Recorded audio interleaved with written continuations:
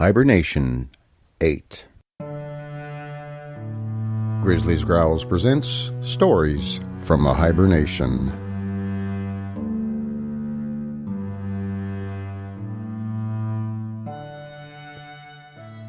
A handy guide for beggars, especially those of the poetic fraternity. Being sundry explorations made while afoot and penniless in Florida, Georgia, North Carolina, Tennessee, Kentucky, New Jersey, and Pennsylvania. These adventures convey and illustrate the rules of beggary for poets and some others. By Vachel, Lindsay.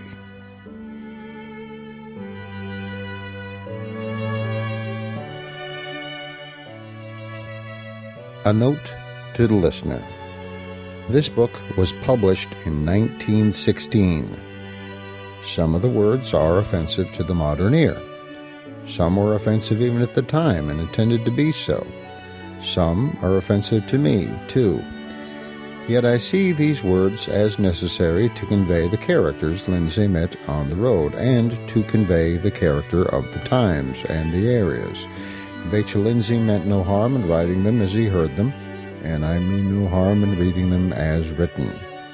Please give both of us the benefit of the doubt. Thank you.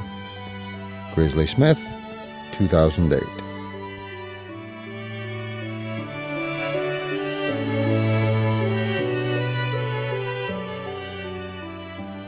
Part 1.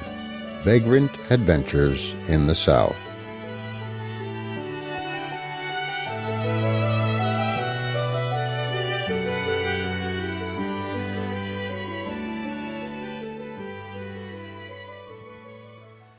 Dedication and Preface of a Handy Guide for Beggars. There are 100 new poets in the villages of the land. This handy guide is dedicated first of all to them. It is also dedicated to the younger sons of the wide earth, to the runaway boys and girls getting further from home every hour, to the prodigals who are still wasting their substance in riotous living, be they gamblers or blasphemers or plain drunks, to those heretics of whatever school to whom life is a rebellion with banners, to those who are willing to accept counsel, if it be mad counsel.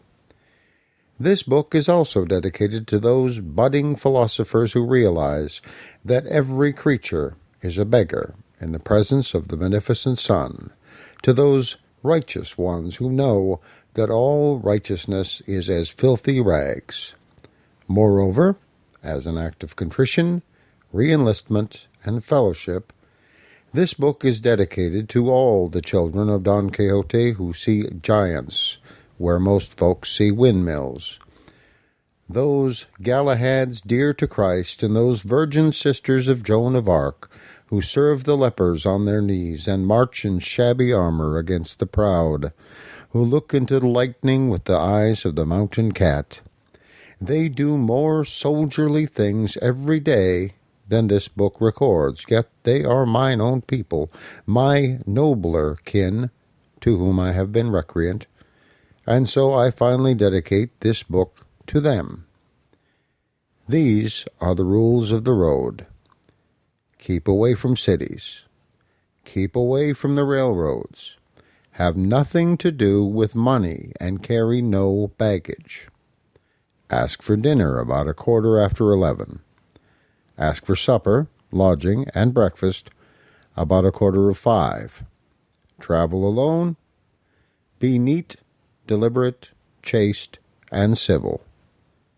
Preach the gospel of beauty.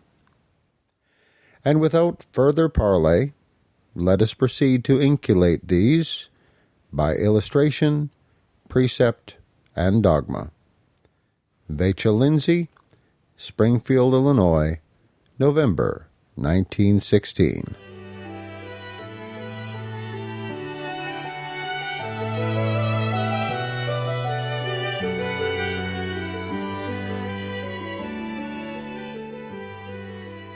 Follow the thistledown. I asked her, "Is Aladdin's lamp hidden anywhere?" "Look into your heart," she said. "Aladdin's lamp is there." She took my heart with glowing hands. It burned to dust and air, and smoke and rolling thistledown, blowing everywhere. Follow the thistledown, she said, till doomsday if you dare. Over the hills and far away, Aladdin's lamp is there.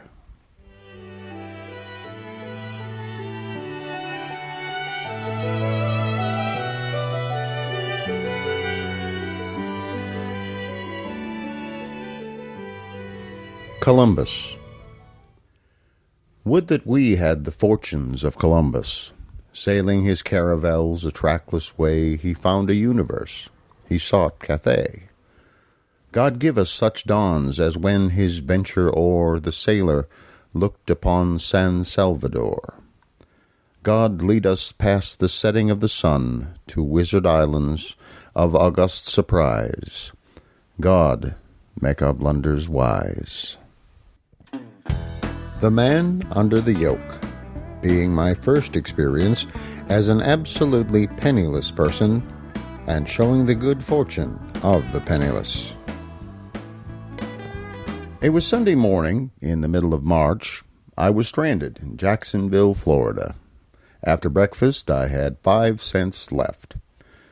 Joyously, I purchased a sack of peanuts and then started northwest on the railway ties straight toward that part of Georgia marked Swamp on the map.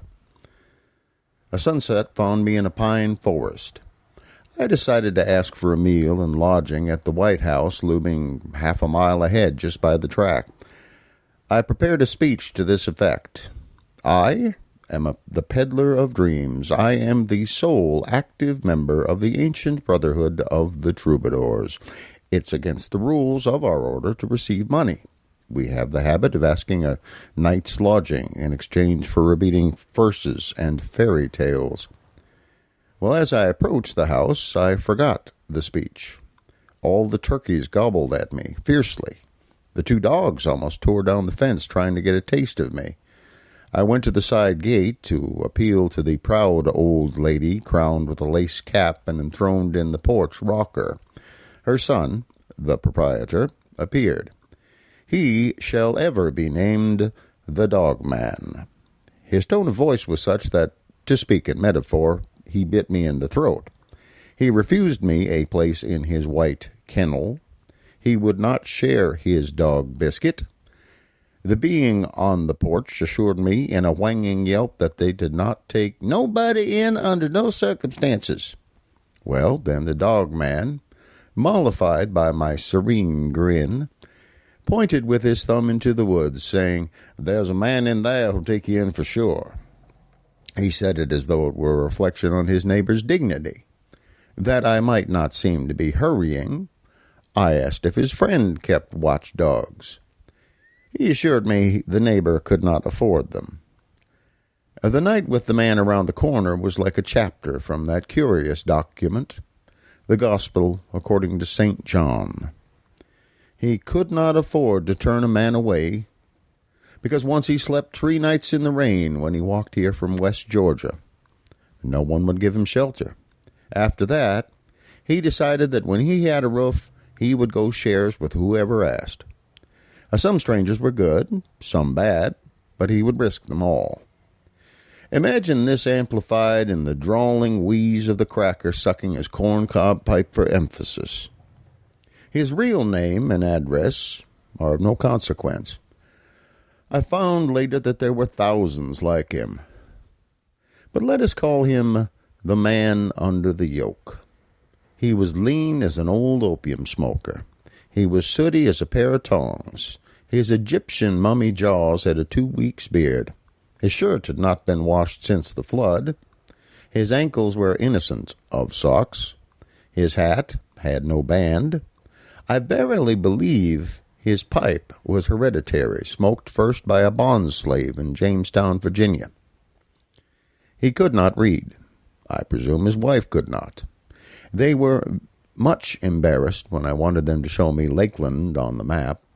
They had warned me against that village as a place where itinerant strangers were shot full of holes. Well, I found that town pretty soon on the map and made a brief, snappy memorandum in my notebook. Avoid Lakeland. There were 3 uncertain chairs on the porch, one a broken rocker. Therefore, the company sat on the railing, loafing against the pillars. The plump wife was frozen with diffidence.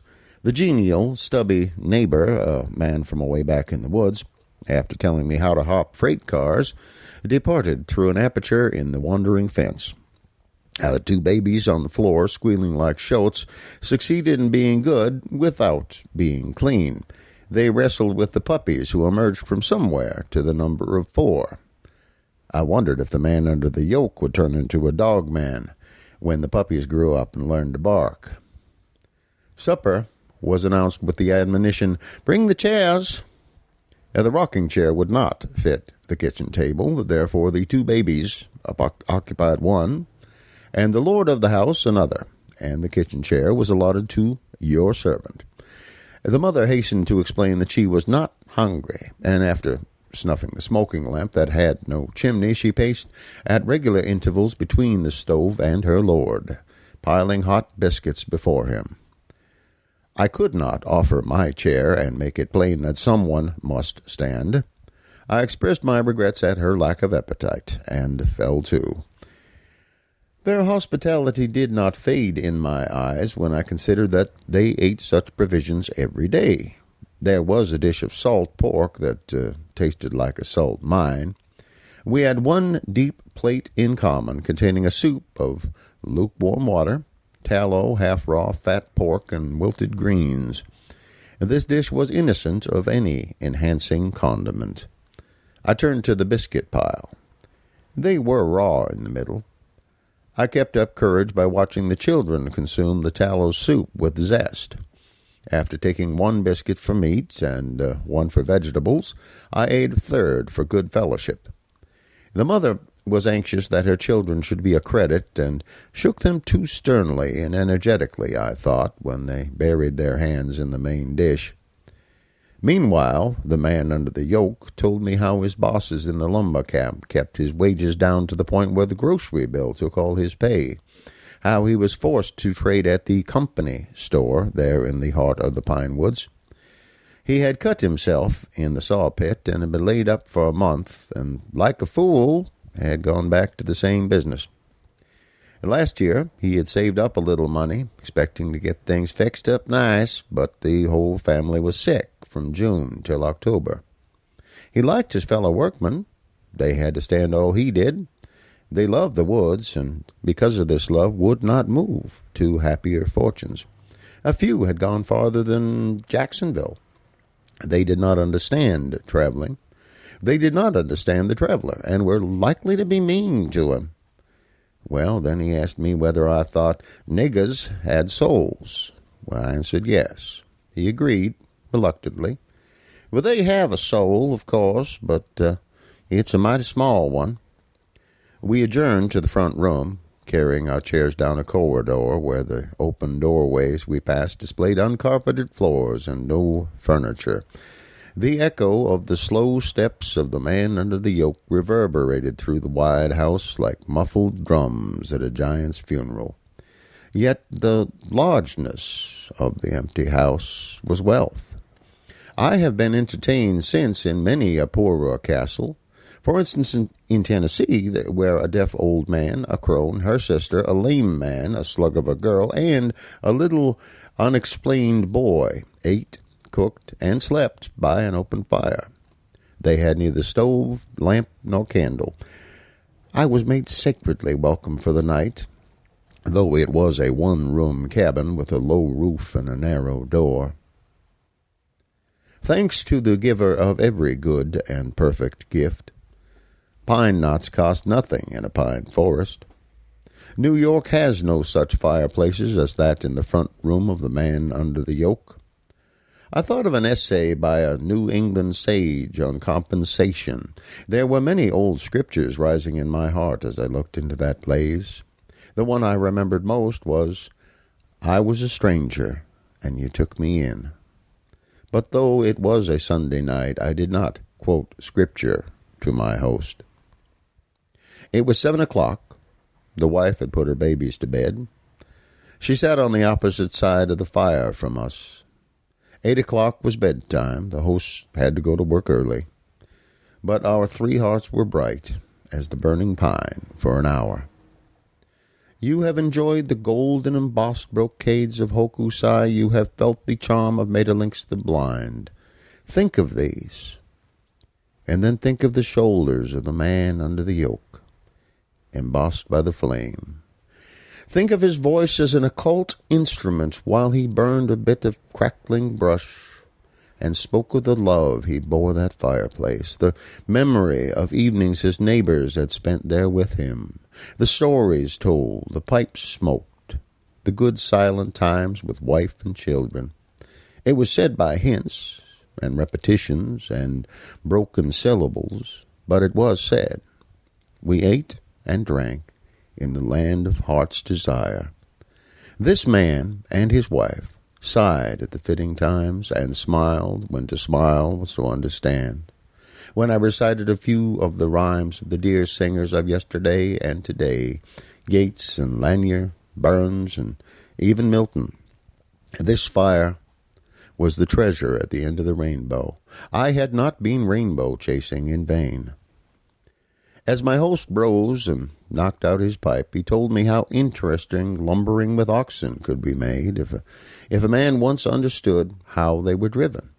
He assured me that the most striking thing in all these woods was a team of 10 oxen. He directed me to a road whereby I would be sure to see 6 tomorrow. He said, if I ever met a literary man, to have him write them into verses. Therefore, the next day I took the road and observed, and to be sure, if ever I meet the proper minstrel, I shall exhort him with all my strength to write the poem of the yoke. As to that night, I slept in that room in the corner away from the fireplace. One comfort was over me, one comfort and pillow between me and the dark floor. The pillow was laundered at the same time as the shirt of my host. There was every reason to infer that the pillow and the comfort came from his bed. They slept far away in some mysterious part of the empty house. I hoped they were not cold. I looked into the rejoicing fire. I said, this is what I came out into the wilderness to see. This man had nothing and gave me half of it, and we both had abundance.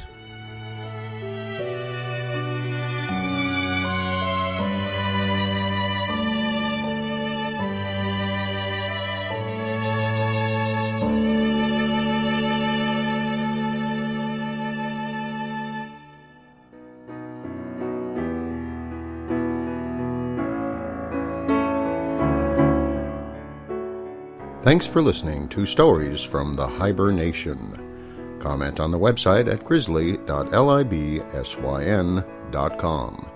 This program is sponsored by donations from people like you and is released with a Creative Commons Attribution, Non-Commercial, No Derivatives license.